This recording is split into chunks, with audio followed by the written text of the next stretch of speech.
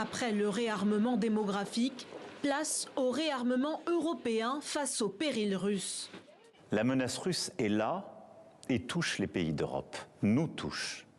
Il s'agit, sans plus tarder, de prendre des décisions pour l'Ukraine, pour la sécurité des Français, pour la sécurité des Européens.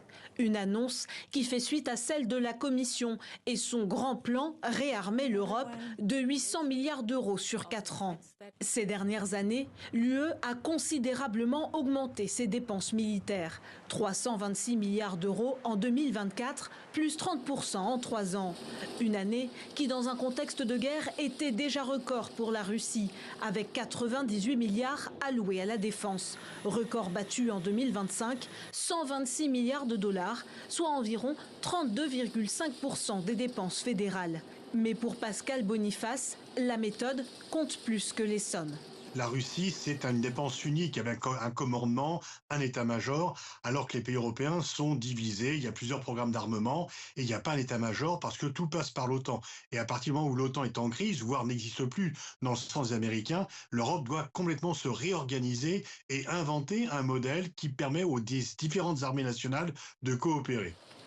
D'autant que même en cas d'accord des 27, l'industrie européenne peinerait à augmenter les cadences de production d'armes.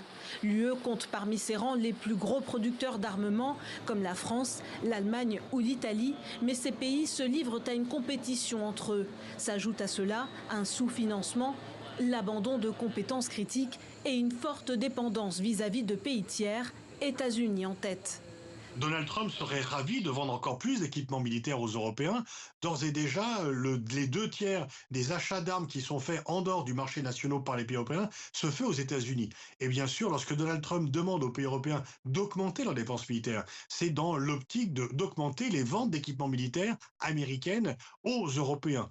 Il y a des secteurs qui ne sont pas couverts parce qu'on avait l'habitude d'acheter ces équipements aux États-Unis, mais il faut muscler l'industrie de défense européenne, même si ce n'est pas immédiat. Il faut le viser pour le moyen terme.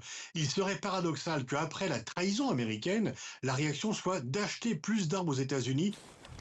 Après le désengagement des États-Unis en Ukraine, la semaine prochaine, la France réunira à Paris les chefs d'état-major des pays prêts à garantir une paix future dans le pays.